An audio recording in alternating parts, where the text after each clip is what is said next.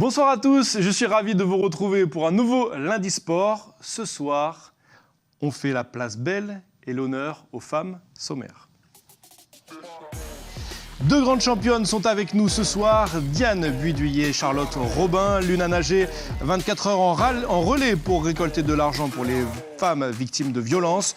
L'autre est multiple championne de France et vice-présidente du Conseil des Jeux du Pacifique. Elle reste attentive à ce que les femmes aient leur place. Nous parlerons de tout ça tout au long de l'émission. Nous prendrons bien sûr des nouvelles de nos cagous d'ailleurs. Après 2 ans sans combattre, Cédric Do, The Caledonian Fighter, s'impose avec la manière lors de l'Emperor Chok Di 12 et remporte la ceinture. Nous serons en direct avec lui. Et en rugby, Brent Liouffaou explose avec les moins de 18 ans de l'équipe de France. Victoire facile contre les Anglais pour le cagou. Stéphanie Marlier viendra en plateau pour sa chronique sur les réseaux. Elle nous expliquera comment l'adoption d'une loi portée par la ministre des Sports, Roxana Maracineanu, devrait faire bouger les choses dans les hautes instances des fédérations sportives en matière d'égalité hommes-femmes. Et Steph reviendra en fin d'émission. On fera un petit quiz spécial sur les femmes qui ont changé l'histoire du sport. Bonsoir à tous les deux, je vais accueillir mes invités avant de voir un reportage. Bonsoir à toutes les deux, bonsoir Diane, bonsoir Charlotte. Bonsoir Adrien, bonsoir à tous. Bonsoir à toutes les deux. Alors avant de vous donner la parole, on va regarder ce sujet d'Audrey Pouedy qui est allée se balader ce week-end au bord des bassins du CNC. On regarde.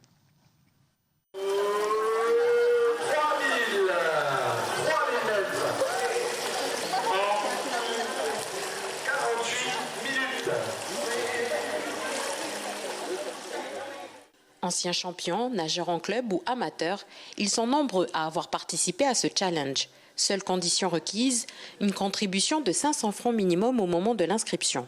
Au total, plus de 400 personnes ont nagé dans les eaux du CNC ce week-end. Parmi elles, Zoé qui pratique la natation depuis son plus jeune âge. Alors j'ai commencé à 11h30 à l'ouverture et j'ai nagé 3 km en 1 heure, enfin un peu moins d'1 heure. C'est super de mêler le sport et les bonnes causes et nager pour la bonne cause c'est encore mieux que nager tout court donc c'est génial. Ce marathon est une initiative de nageuses et d'un nageur licencié. L'occasion pour ce groupe de mobiliser le monde du sport autour d'un problème de société tout en montrant les capacités des sportives, souvent moins représentées. Sur le départ d'une course, il y a toujours plus d'hommes que de femmes. Ce serait bien que ça se rééquilibre un peu, même si la tendance est en train de s'équilibrer. Mais c'est vrai qu'il y a toujours moins de femmes et je pense que c'est lié au fait que les femmes, c'est toujours plus elles qui s'occupent des enfants que les hommes ou de la maison. Mais voilà, du coup, c'est bien que les femmes, elles se mobilisent. Dimanche, à l'issue du challenge, fatigue et joie étaient visibles sur les visages des nageurs. Durant ces 24 heures de natation, des records ont été enregistrés. Un nageur a parcouru à lui tout seul 20 km et le plus jeune participant est un bébé de 7 mois. Au total, 601 km ont été parcourus, de quoi permettre de recueillir plus de 466 000 francs pour le foyer Bethany. Une somme qui devrait servir à financer une sortie pour les résidentes et leurs enfants. Une très belle initiative du CNC. Charlotte, félicitations, tu as participé à ces 24 heures de nage. Vous apportez avec tous les autres nageurs plus de 400 000 francs à l'association Bethany. C'est une cause importante pour toi, c'était important de prendre part à ce défi ? Oui, c'était important, on ne s'attendait pas à un tel succès. On est vraiment content du monde que ça a pu apporter autour des bassins. Et puis, oui, c'était important, c'est un ami qui nous a proposé ça parce qu'il avait été témoin de violences d'un homme envers une femme et il avait envie de faire quelque chose. Donc c'est vrai que moi, avec ma petite notoriété ici en Calédonie, je me suis dit que ce serait bien de la mettre à contribution pour une bonne cause. Donc voilà, j'ai pas hésité un instant. Ok, Diane, toi aussi avec ta petite notoriété, comme dit Charlotte ici en Calédonie, tu as participé aussi à cet événement ? C'était un plaisir de remettre le maillot, le bonnet, les lunettes pour justement essayer de contribuer à cette cause. On en parle de plus en plus, mais peut-être pas encore suffisamment. Et en effet, l'initiative et l'idée a vraiment porté ses fruits. Et je pense que toutes les femmes, en tous les cas, et félicitations à ces nageuses qui se sont relayées 24 heures. Alors, comme le dit Nathalie dans le reportage, est-ce que les femmes restent plus souvent à la maison pour s'occuper des enfants que les hommes ? Alors plus souvent, on ne va pas caricaturer, mais c'est vrai que, par exemple, on est investi réellement dans l'éducation des enfants. Certains papas le font et le font très bien également. On a plus tendance à trouver peut-être plus de femmes que d'hommes pour diverses raisons. Je tends à croire que ça évolue dans les deux sens hein, aujourd'hui. L'éducation de parents est important, le père et la mère. Donc,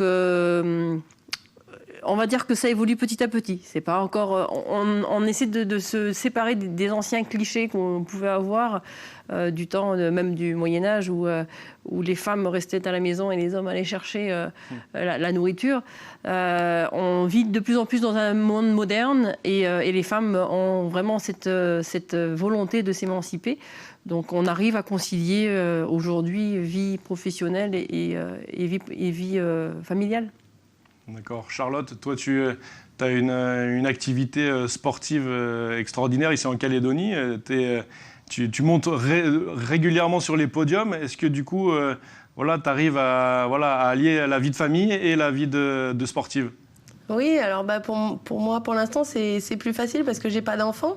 Mais je pense quand même que pour l'instant, et malheureusement encore, c'est quand même les femmes qui contribuent plus à l'éducation des enfants. Et en moyenne, hein, je parle bien sûr qu'il y a de plus en plus de papas, et j'en connais aussi beaucoup, qui s'occupent. D'ailleurs, Nathalie, la première, hein, je pense qu'elle a un mari qui s'occupe beaucoup de ses enfants et qui lui permet de faire pas mal de sport. Mais je pense que quand même, dans beaucoup de foyers, c'est vrai que les femmes manquent peut-être un petit peu de temps parce que aujourd'hui, elles travaillent aussi, elles ont une vie professionnelle autant que les hommes et donc peut-être un petit peu moins de temps pour leurs loisirs. Diane, qu'est-ce qui est fait à ton niveau, toi, pour que les femmes ne soient pas oubliées ? On essaye au maximum, pour ma partie, en tous les cas professionnelle, de mettre en avant les femmes et d'avoir une sensibilité lorsqu'on fait des appels à projets, lorsqu'on soutient des manifestations et au maximum avec cette vigilance que les femmes soient considérées, déjà dans un premier temps, ce qui parfois peut paraître aberrant, mais il faut quand même le souligner, et pouvoir les mettre en facilité de la pratique sportive, aussi bien au niveau de la commune qu'au niveau de la province. Donc c'est pour moi l'implication que peut avoir une femme, aussi bien dans sa discipline que dans le monde sportif, qui fait qu'au fur et à mesure, on arrive à sensibiliser un peu plus facilement, à faciliter aussi les accès. Et ça, il faut y réfléchir en amont de chaque projet, parce qu'aujourd'hui, c'est pas une évidence. Voilà. D'accord. Merci Diane, merci à toutes les deux. On va accueillir Stéphanie pour la rubrique sur les réseaux. Vous restez bien sûr avec nous. On se retrouve juste après. Jingle.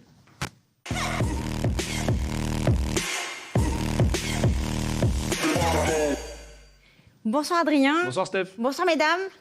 Bonsoir. Alors, toute cette semaine, la femme sera à l'honneur dans le cadre de la Journée internationale des droits des femmes. D'ailleurs, elle est aussi à l'honneur ce soir sur notre plateau. Exactement. Tu es en minorité.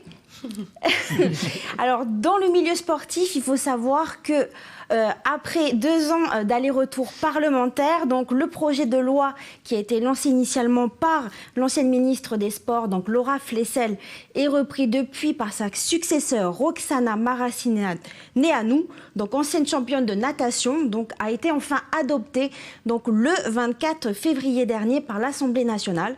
Alors cette nouvelle loi veut entre autres imposer davantage de femmes à la tête des fédérations en France d'ici 2024. Alors pourquoi 2024 ?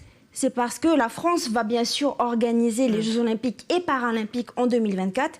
Et pour la ministre Roxana Maracineanu, symboliquement, en fait, ça serait les premiers de l'histoire à être totalement paritaire. En fait, avec le nombre d'athlètes, à la fois, il y aura autant d'athlètes hommes que de femmes. En tout cas, c'est ce qu'elle espère. Alors, d'où l'importance d'agir dans les instances dirigeantes du sport en France pour faire bouger les choses. Car aujourd'hui, il faut savoir ce qu'on se le dise, les directions des fédérations sportives restent un monde très masculin. Alors pour vous donner un ordre d'idée, sur les 114 donc, fédérations sportives, un peu moins d'une vingtaine sont présidées par des femmes. Et sur les 36 fédérations olympiques, seulement 3 sont dirigées par des femmes. Donc il y a le hockey, il y a aussi si je ne me trompe pas, les sports de glace et également donc la fédération de ski. Hop, voilà. Alors, il faut savoir que ce texte de loi prévoit en tout cas pour d'ici 2024, que les instances nationales donc, devront compter à peu près 50% de femmes. Okay. Pour les instances locales, ça va prendre un peu plus de temps. Donc là, il faut savoir qu'il faudra attendre 2028. À l'heure actuelle, le ratio, c'est 69% d'hommes pour 31% de femmes. Okay. Alors, le texte mentionne également l'interdiction d'effectuer plus de 3 mandats à la tête d'une fédération sportive, d'une ligue régionale ou professionnelle de façon à favoriser le renouvellement. En tout cas, ce qui est certain, c'est que au sein des fédérations, donc les mentalités évoluent doucement, mais sûrement, on va dire. Il y a une réelle prise de conscience quand même que le modèle appliqué n'est pas forcément le bon. Et enfin, je voulais juste terminer en vous disant, mesdames, de ne pas oublier ce que... D'ailleurs, l'écrivain russe Léon Tolstoï disait que c'est vous qui tenez entre vos mains le salut du monde, donc ne lâchez rien. Voilà. Girl power, Steph. C'est ça. Merci beaucoup, Stéphanie. Stéphanie parlait des JO 2024 et qui devront être un exemple. Et les Jeux du Pacifique, où on en est? Diane, je me tourne vers toi. Est-ce que les femmes sont impliquées et s'impliquent dans l'organisation? Alors, on s'implique de plus en plus. C'est ce que Stéphanie a tout à fait raison. Ça prend du temps. On est de plus en plus de femmes à être représentées au sein des commissions du Conseil des Jeux. Ça fait partie des différentes mesures qui se mettent en place et qui commencent à prendre forme. Les femmes sont représentées pas encore à 50%. On tend à l'espérer d'ici, alors je ne vais pas dire Salomon, mais pourquoi pas Tahiti en 2027, je veux dire 37, mais non, 2027. Donc on est vraiment de plus en plus impliqués. Les associations sportives sur le territoire ont la même problématique. Et c'est vrai que les femmes sont prises aussi bien par leur vie de famille que leur vie professionnelle. Donc peut-être voir les choses différemment. Agencer aussi, c'est ce qu'on essaie au maximum de mettre en place, de militer et de faire avancer le sport dans sa globalité. Les institutions municipales, en tous les cas, tendent à être aujourd'hui sur un format paritaire. Donc c'est l'initiative qu'on essaie au maximum d'impulser au niveau du mouvement sportif. Et ce mouvement sportif se structure, certes, pas à la vitesse que l'on souhaiterait, nous les femmes, mais on y arrive petit à petit. Et différentes initiatives comme celle de Charlotte et d'autres associations sportives où les femmes sont représentées, où les femmes sont porteuses de projets, porteuses de différentes actions auprès des jeunes, sont au maximum à valoriser et à encourager. C'est ça. Charlotte, toi tu as participé aux Jeux du Pacifique. Voilà. Est-ce qu'il y a autant de garçons que de filles qui participent à ces Jeux? Comment tu le ressens, toi, avec le recul? Oui, en termes de participants, je pense que c'est à peu près équitable, puisque de toute façon, chaque délégation doit emmener un certain nombre de représentants féminines et masculins. Donc je pense qu'en termes d'athlètes, c'est à peu près du 50-50. Par contre, je pense qu'en termes de bénévoles, d'arbitres, de juges, de tout ça, on est loin du 50-50, je pense. Et on le voit bien, que ce soit sur les terrains en sport co, n'importe où, les arbitres, ce sont souvent des hommes, les juges, les présidents, enfin voilà. Et c'est vrai qu'on voit beaucoup moins de femmes représentées à ce niveau-là. D'accord. Est-ce que médiatiquement également, Diane, Charlotte, vous sentez que les femmes sont moins valorisées? Alors ouais, moi sur certaines disciplines, oui. Ouais, je pense que souvent, quand on regarde un petit peu les résultats des compétitions, moi je vais parler du triathlon, mais je pense que c'est un petit peu pareil dans toutes les disciplines sportives, qu'on ouvre le journal le lundi matin. C'est vrai que quand il y a une pleine page sur un événement, il y a un petit encart sur le résultat des femmes et puis le gros encart, il est réservé quand même très, très souvent au résultat des hommes. Donc comme quoi, voilà, tout le monde doit faire un effort et je pense que ça passe aussi et d'abord par les médias et les journalistes. Et tu parlais, tu disais que sur les Jeux, il y avait beaucoup d'encadrants, beaucoup de juges arbitres qui étaient des hommes. Est-ce que toi, tu as connu voilà, des comportements machistes un peu sur les compétitions ? Non, j'ai jamais ressenti de discrimination ou quoi que ce soit par rapport à ça. Maintenant, il y a aussi une loi qui est passée qui oblige à ce qu'il y ait un encadrant, une encadrante féminine lorsqu'il y a des athlètes mineures féminines pour éviter certaines dérives ou quoi que ce soit. Mais personnellement, j'ai jamais ressenti de discrimination par contre par rapport à ça, non. Ok, bon bah c'est une bonne nouvelle. Merci beaucoup les filles. On va prendre maintenant des nouvelles de nos cagous d'ailleurs. Désolé, ce sera un homme jingle.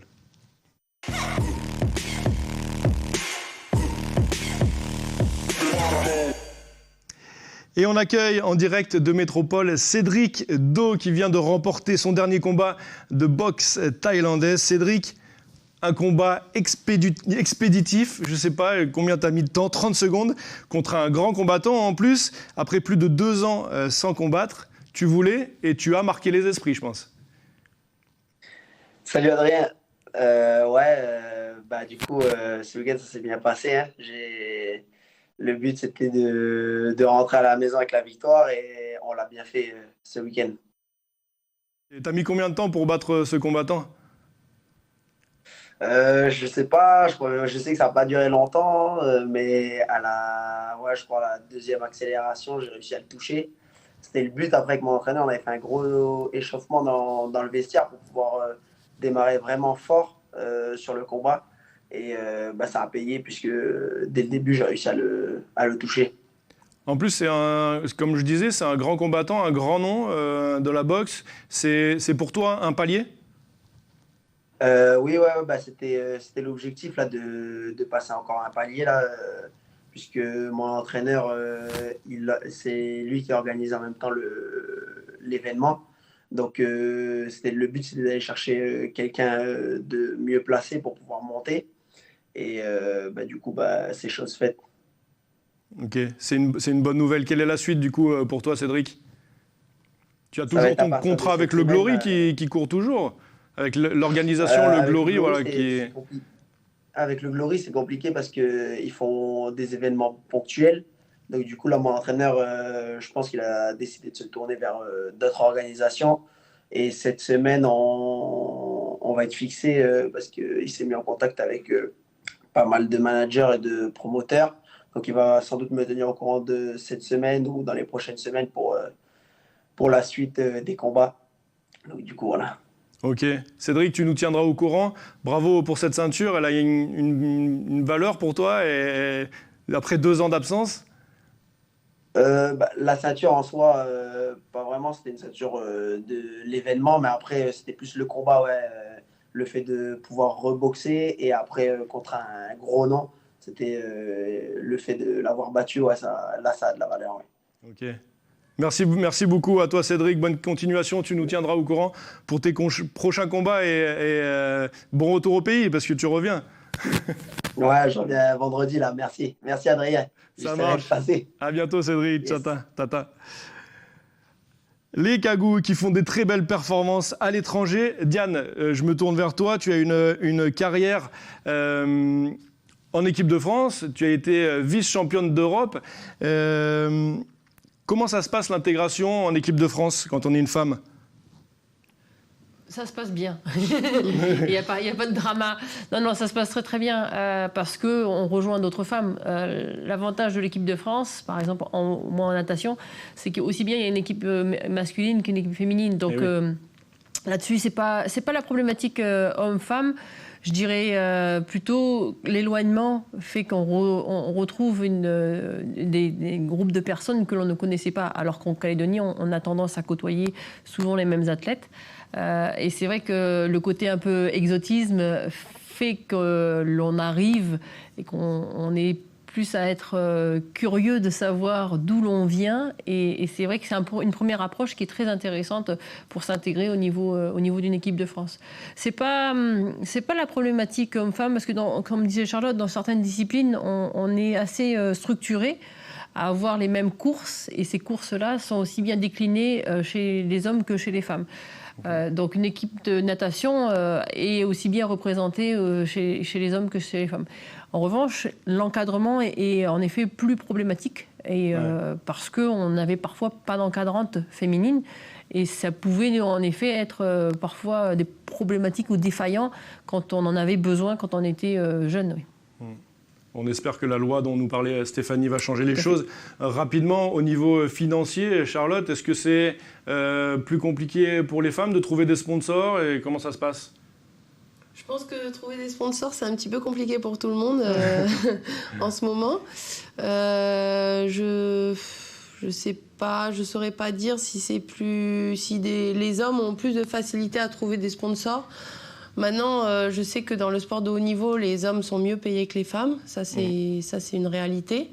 Au niveau du sponsoring, je pense pas qu'il y ait trop de différence par rapport à ça. Enfin, je pense pas qu'un dossier soit refusé parce qu'on est une femme et puis plus accepté parce que c'est un homme. Je pense pas. Mais par contre, au niveau des salaires, je pense qu'il y a encore des efforts à faire pour combler les différences. Ouais. Ok. Des luttes à gagner, comme nous en avait parlé Steph une fois dans sa chronique. D'ailleurs, on va réaccueillir Steph qui est juste à côté de moi pour la dernière chronique de l'émission, son petit défi, son petit quiz. Jingle.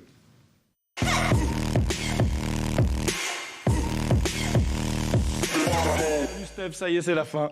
Oui. À toi de jouer. Donc, c'est un petit quiz. Donc, je vais tester vos connaissances sur des femmes qui ont marqué l'histoire du sport. Donc, j'ai dû faire une petite sélection. Alors, mesdames, concentrez-vous bien. Adrien, toi aussi. Donc, le ou la gagnant, enfin, là où le gagnant sera celui qui aura donné le plus de bonnes réponses. Alors, attention, la petite nouveauté, en fait, on l'avait fait dans la première émission. Donc, j'espère que vous ne serez pas timides, mesdames. Donc, pour prendre la parole, à défaut d'avoir un buzzer, donc pour me donner la réponse, donc vous devrez faire un cri, le cri du sportif. Donc du coup, le cri du sportif, quand il gagne, quand il perd, quand il fait l'effort, quand il... Ah bah là, c'est pour donner... À quel moment le cri du sportif? Bon, c'est le cri du sportif, allez, donc vous choisissez. On a 2 minutes. 2 minutes, bon, faut que j'active alors. Alors c'est parti. Première question. Quelle femme s'est imposée jadis au fondateur des Jeux Olympiques modernes, Pierre de Coubertin? A. Margot La Hennuyer, B. Alice Milia ou C. Amelia Jenks Bloomer? Je ne sais pas du tout, moi, les filles. Alors, des Jeux Olympiques modernes. A, B ou C. Si vous avez la réponse, vous criez. Vous pouvez essayer, Adrien crie quand même. Je n'ai pas la réponse, mais je peux crier à n'importe quel moment. Alors, vous ne connaissez pas la réponse, je vous la donne. Alors, la réponse, donc c'était réponse B. Oui, Alice Milia, sportive de haut niveau, rameuse, nageuse et hockeyeuse. C'est une femme très engagée dans le sport féminin. Elle s'est battue pour que les femmes aient leur place dans les instances donc sportives. Et d'ailleurs, son nom a été donné à une salle dédiée aux Jeux Olympiques de la Porte de la Chapelle à Paris. C'est le premier équipement olympique au monde à porter le nom d'une femme. Ah. On enchaîne. Dans le monde? Oui, alors j'enchaîne, je ne vais pas dire la deuxième question parce que vu qu'on n'a plus trop le temps, celle-ci, dans quelle discipline Billie Jean King s'est imposée pour faire progresser les droits des femmes? A, le basketball, B, le football, C, le tennis. Le moonwalk. Mais non, ça n'a rien à voir avec Billie Jean. Rien à voir. Le tennis. Ce n'est pas elle. Le tennis, on dit. Le tennis, c'est vrai, bonne réponse, c'est le tennis. Qui a donné la réponse? C'est Charlotte. Voilà, mais tu n'as pas fait ton cri de sportive. C'est pas grave, donc elle est scellée pour avoir gagné le match de bataille des sexes contre Bobby Rings en 73. Lui, c'était un joueur numéro 1, donc j'enchaîne. Allez, qui est cette femme? La dernière. Ah, la dernière? Ouais. Ah, bon, je dis celle-là. I'm so sorry. Tac. Qui est cette femme? Alors. Ah, c'est celle qui a participé Catherine au marathon. Destivelle, Catherine Switzer ou Anna Carrasco? Bah, je sais pas son nom. Switzer. Oui, Switzer, bien. Donc c'est une sportive allemande. Donc à 20 ans, elle décida de participer au marathon de Boston, qui était à cette époque interdite aux femmes parce que soi-disant que c'était dangereux pour leur santé.